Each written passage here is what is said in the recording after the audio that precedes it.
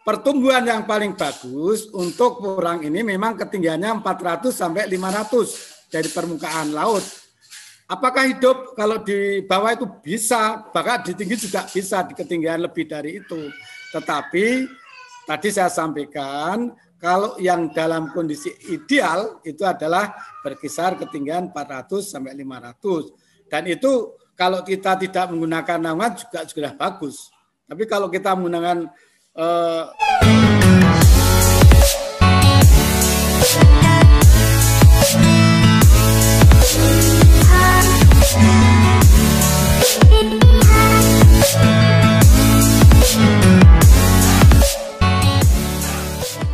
terima kasih Mas Anam. Yang saya hormati Pak Dahlan Iskan, Pak Ketua Umum, para ketua-ketua DPW dan DPC seluruh Nusantara. Terima kasih waktunya, kesempatan ini saya diberikan.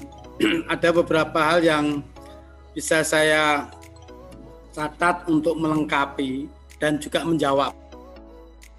Yang pertama, apa yang disampaikan oleh Pak Dahlan Iskan tentang belajarlah kepada petani.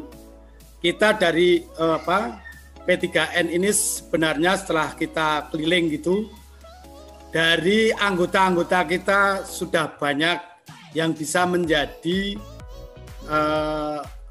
contoh yang nanti bisa kita tularkan kepada DPC ataupun DPW yang lain.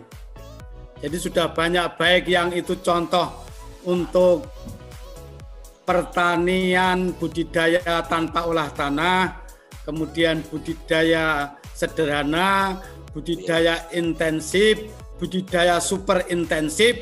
Sepertinya dari anggota-anggota kita di P3N ini sudah ada dan banyak contoh. Oleh karena itu, sebenarnya itu bisa kita juga nanti DPW ataupun DPC yang tadi menanyakan seperti tadi dari DPC Pasir tadi itu bisa membantu untuk ke sana.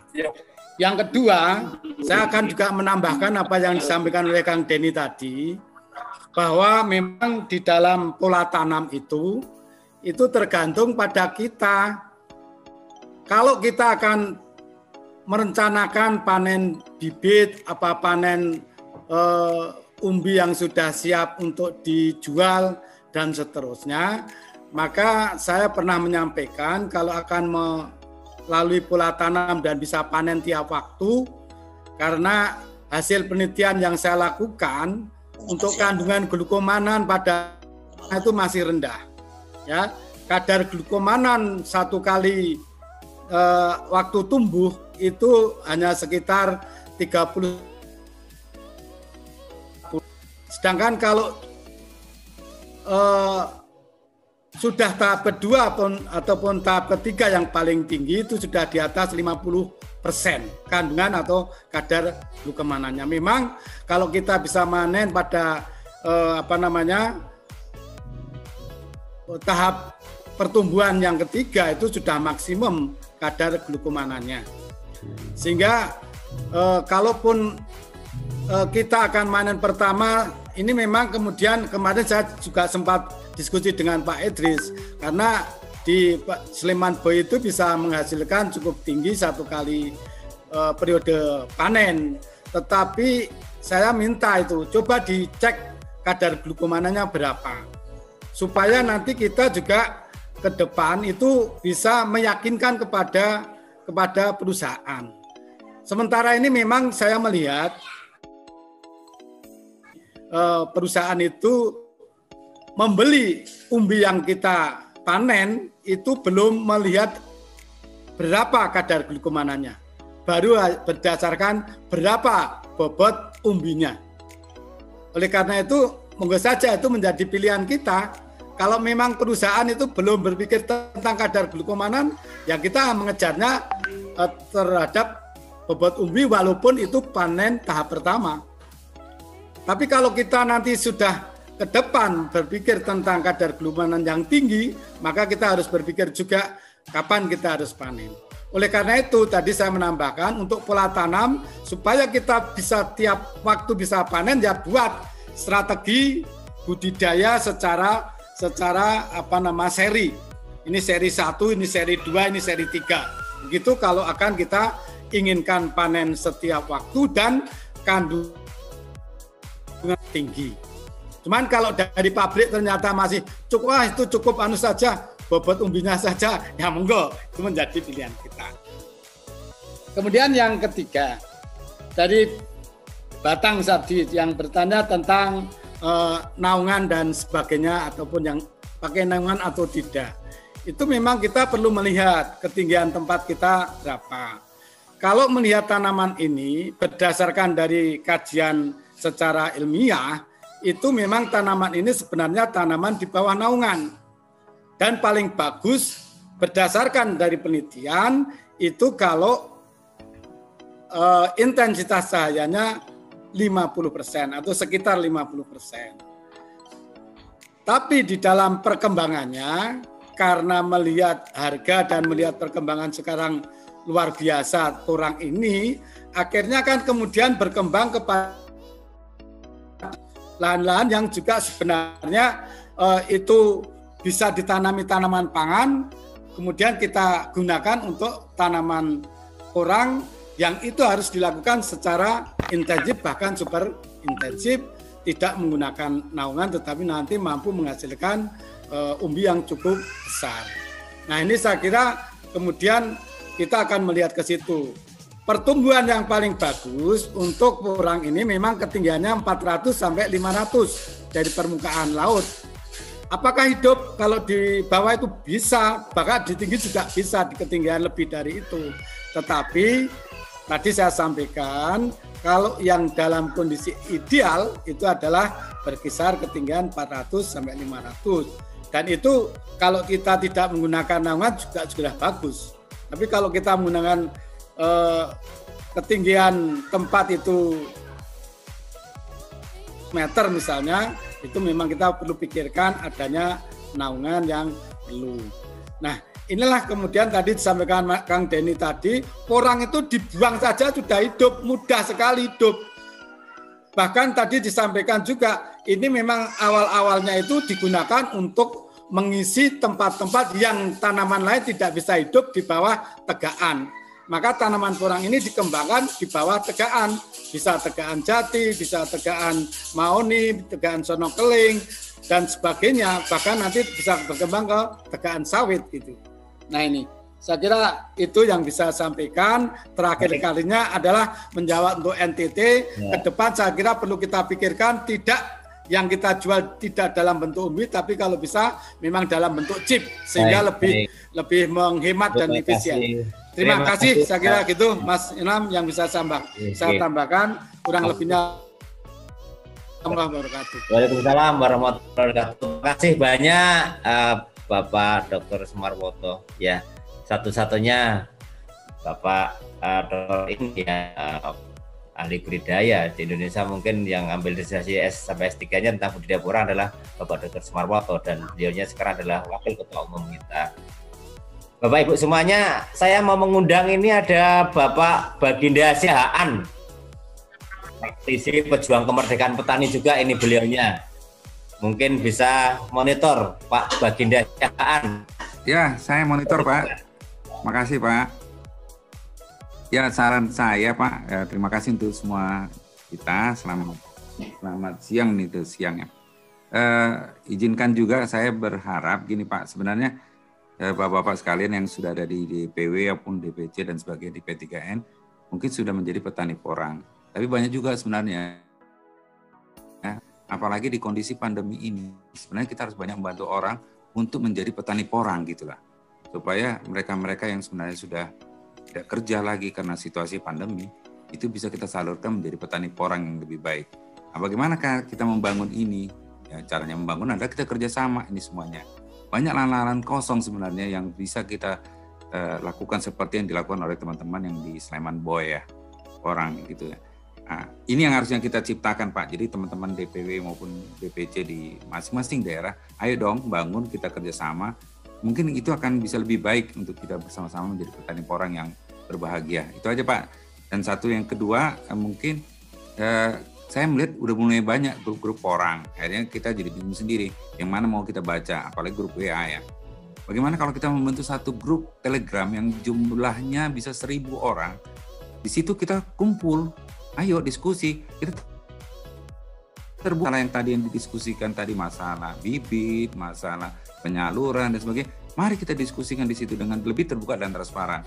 Mungkin nanti akan jadi terjadi kejujuran kita masing-masing gitu. Makasih.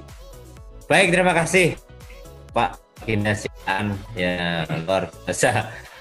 Pemerkasa menyatukan kita semuanya orang Indonesia, ya. Ke depan memang kita udah grup sudah luar biasa, anggota juga luar biasa. Memang ke depan kita nanti mungkin pakai Telegram. Dan sedikit saya minta Pak Denny mendagapi apa yang disampaikan oleh Pak tadi Ginasian. Monggo Kang Denny. Baik Pak Siaan, untuk memang kerjasama apapun itu namanya organisasi, kita berdasarkan pada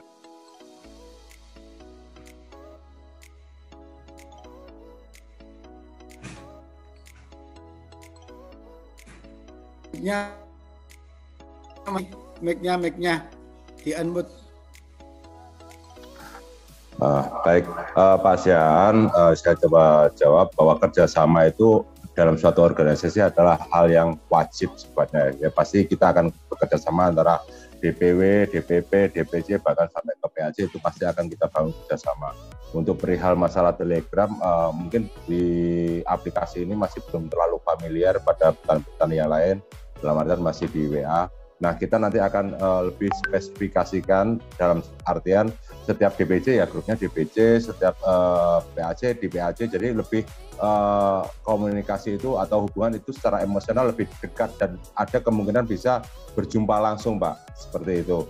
Jadi kalau untuk masalah dengan DPP ataupun DPW ataupun ke DPC itu nanti kita ada kok agenda Zoom webinar setiap 2 bulan sekali antara DPC, DPW dengan DPP itu ada itu Pak, gitu.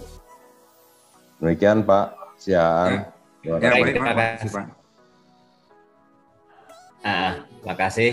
Pak Ketum, ada tambahan silakan. Ya, terima kasih Pak Baginda. Jadi yang mungkin Pak Denny, yang dimaksud Pak Baginda itu adalah bahwa grup-grup itu bukan hanya internal P3N. Artinya di Indonesia itu ada banyak sekali grup. Mungkin yang dimaksud Pak Baginda ini adalah ada satu forum komunikasi grup-grup orang yang ada di Indonesia, mensinergikan. Itu ya Pak Baginda maksudnya. Benar Pak. Artinya harus ada sinergi.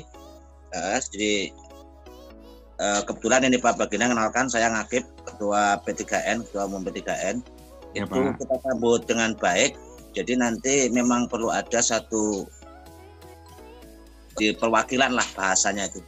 Perwakilan dari P3N, perwakilan dari grup lain di luar P3N. Kemudian bagaimana kita bisa membangun sebuah kebersamaan. Jadi dalam satu rumah ada ruangan-ruangan, dalam satu ruang ada kamar-kamar, dalam satu kamar ada lemari-lemari. Nah, tetapi itu adalah dalam satu lingkungan, tetap saja dalam satu lingkungan yang bernama porang. Artinya mesti ada sinergi yang nanti ada juga dari sisi policy dari pemerintah. Bohong kalau kita nggak butuh policy pemerintah.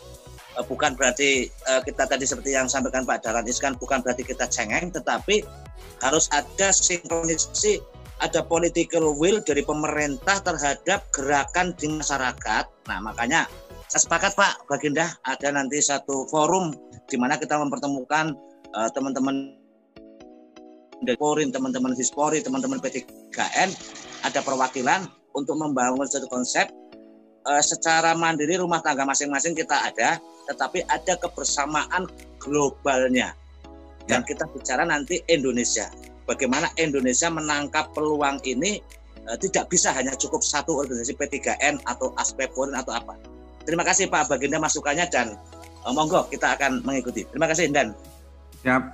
Baik, terima kasih. Ya, terima kasih Pak Baginda dan Ketua Umum DPP P3N Pak Ngakib. Jadi memang itu Pak Ngakib ya, maunya kita disatukan. Lidi itu kalau terpecah-pecah, tercecer gampang sekali patahkan. Kita sama kan, cuman di sini kan katanya kita porang kan gitu. Bagaimana Indonesia bisa bersatu, bisa sejahtera bersama. Tapi tetap selalu saya pesankan pada Bapak Ibu semuanya, yang kita pikirkan jangan diri kita.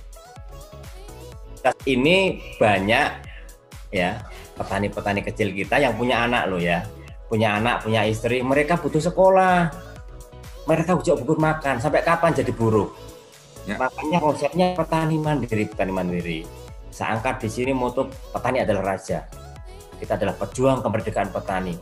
Bersama kita bisa capai kesejahteraan bersama. Itu memang pakem-pakem yang sudah kita bikin khusus di P3N, dan luar biasa masing-masing dari DPP, DPW, DPC sampai DPAC komitmen melakukan itu. Sampai-sampai Pak Baginda ya, saya sampaikan ini di Gunung Kidul itu sudah terbentuk 18 DPAC. Waduh, luar biasa, 1.000 orang lebih. Itu dalam waktu 1 tahun kita bersama-sama di situ, petani baru lebih dari 1.000 orang. Bisa, karena kita kalau apa ya, kalau kita berbicara masalah hambatan, kalau saya ada hambatan nggak ada, ada masalah nggak ada gitu. Memang kita harus itu ya. Intinya bagaimana seperti yang disampaikan oleh Pak Dr. Sumarwoto, konsepnya luar biasa, pada Indonesia juga konsepnya luar biasa. Sebaik-baik manusia, bagaimana kita bisa bermanfaat bagi manusia lain. Baik Bapak Ibu semuanya, saya beri kesempatan lagi sebelum nanti kita tutup 15 menit lagi ya, karena kita nanti jam 11.45 acara ini saya tutup, dan sedikit apa yang saya sampaikan nanti. Mungkin ada yang mau bertanya, monggo silahkan, yang lainnya monggo. DPC Lombok Tengah. Ya, silakan Lombok Tengah. Ya, ini Pak, sekarang memang di tempat kami ini porang sudah agak lama. Masalahnya kami ini kurang pengetahuan lah dengan porang. Kemarin saya banyak kunjungi petani, ada yang sudah nanam 2 musim tapi dibiarkan begitu ya, seperti panen hasilnya tidak sampai sekilo, itu pun 2 musim Pak. Jadi saya mohon dari P3N di DPW maupun DPC nanti untuk buatkan sejenis penyuluhan atau apa namanya istilahnya seminar lah tentang porang ini. Baik, terima kasih. Saya gitu aja Pak. Terima kasih. Saya panggil ini Ketua DPW NTB.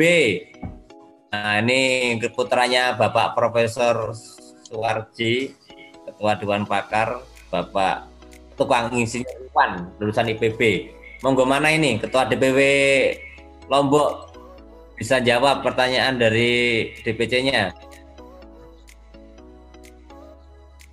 Lombok. Ada Pak Awal Lombok? Pak Iwan. Ya, Pak Iwan ada. Dulu Pak Manudin admin bisa ngecek. Lombok ada enggak? Tadi untuk Pak Iwan keluar keluar dari grup itu terpepet dengan partisipan yang lain. Oh, baru keluar. Oke. Baik, Bapak, Lombok itu luar biasa. Biar saya aja yang jawab ini.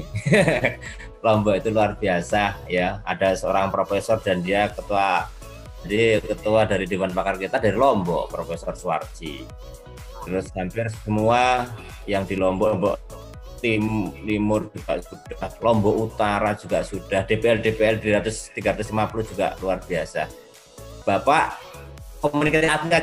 aktif aja komunikasi dengan Ketua DPW ya, dengan Prof Suwarji juga sangat komit sekali ya, mau tanya apa aja dijawab. Intinya mau belajar. Pak Anom juga, iya, intinya mau belajar. Nah, kalau memang ya seperti itu. Kalau moderator dari NTT mohon bicara sedikit Pak. Salam. Ya. Tadi udah. Selanjutnya dari mana ini? Dari Pasaman Pak, mohon izin Pak, itu tadi sudah raise hand dari awal Pak, dari Pasaman Pak. Oke, saya kasih kesempatan lagi. Seperti itu ya Lombok ya, Pasaman kami silahkan. Assalamualaikum Pak Terus. Pak, dari Pasaman masih di mute sepertinya Pak, suaranya belum masuk Pak. Assalamualaikum Pak Nakir. Waalaikumsalam. Ini Pasaman apa Padang? Assalamualaikum semua Bapak. Baik, Pak. Saya kasih kesempatan sekarang Ketua DPW-nya Sumbar, silakan. Selamat siang juga Pak Lahlenkan.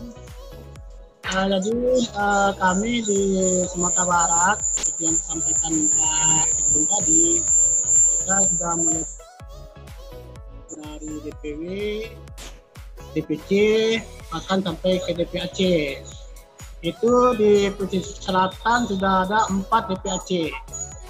Nah, insya Allah dalam minggu ini DPW P3N Sumatera Barat itu akan kita daftarkan ke Kesbangpol Provinsi. Insya Allah kita doakan Bapak, mudah-mudahan prosesnya cepat dan mudah-mudahan DPW yang lainnya juga bisa siap sehingga kita bisa. Ya. Bapak Ketua DPW, saya potong sebentar. Oke, masalah itu udah kita bahas. Bapak Ketua DPW, Pak Dirmansyah, poin yang mau ditanyakan silakan. Oke, yang kita tanyakan gini Pak Nasir, kita rencananya mau kerjasama juga dengan pihak pabrik tentang pendirian pabrik tepung. Nah, yang kita tanyakan apakah nanti DPP bisa merekomendasikan tentang pendirian pabrik tepung porang ini, bahkan tepung lokomanan pun akan kita siapkan nanti. Oke, Pak. Assalamualaikum warahmatullahi wabarakatuh. Waalaikumsalam warahmatullahi wabarakatuh. Baik, mohon maaf Pak Dirman, pembicaraan itu internal. Tadi sudah saya sampaikan panjang lebar juga ya masalah itu. Sudah dijawab, Pak Ketua Umum juga sudah menyampaikan masalah itu ya, tentang itu. Petani mandiri konsepnya juga disampaikan. Tapi terima kasih Pak. Ini kayaknya luar biasa. Jam segini masih di hutan ini, masih di kebun. Luar biasa Pak Dirmansyah. Semoga ya Sumatera Barat istimewa. Semoga akur-akur terus ya. Nggak ada saling kepentingan, harus satu hati. Satu hati, satu tujuan. Harus satu hati, satu tujuan. Ya itu. Baik, ini terakhir ya, terakhir saya kasih kesempatan dari Gunung Kidul. Dari Gunung Kidul kami persilakan Pak Sumanto ini, silakan. Assalamualaikum warahmatullahi wabarakatuh. Salam sejahtera untuk petani porang semuanya. Saya dari Gunung Kidul. Yang pertama, kita ingin menjadikan petani adalah raja, mau tidak mau, suka tidak suka, petani adalah subjeknya. Jadi kita harus selalu berpikir bahwa subjek dalam porang ini adalah petani. Maka yang hanya ingin menguntungkan diri sendiri, silahkan minggir. Jadi kita bersama-sama dengan petani hari kemarin telah melakukan pembentukan koperasi, dan dari koperasi itulah nanti permodalan akan kita dapatkan. Dari sejak awal kita ingin mandiri, dan disitulah jalan sebetulnya yang akan menghantarkan petani itu. Baik. Cukup sekian, terima kasih dari Gunung Kidul melaporkan. Terima kasih, saya tangkap ya. Wah, tapi sadis banget ini. Yang menganggap pokoknya petani tidak raja, minggir aja. Yang kepentingan pribadi minggir aja. Yang masuk DPC P3N mau kaya sendiri minggir aja. Waduh ya, memang kita kan tujuannya sejahtera bersama. Ini Bapak Ibu semuanya, kita bersama, kita bisa dan kita sejahtera bersama. Ini konsep-konsep ini yang sering saya berikan kepada Bapak Ibu. Saya rasa karena grup WA saya itu ada 95, mulai dari DPAC, ya saya sampaikan tadi, sampai DPP. Oke, aku masih kasih kesempatan satu lagi. Ini yang kelihatan dari mana? Pasaman Barat. Siapa? Pak Nasir. Pak Nasir belum tadi. Silakan Pak Nasir.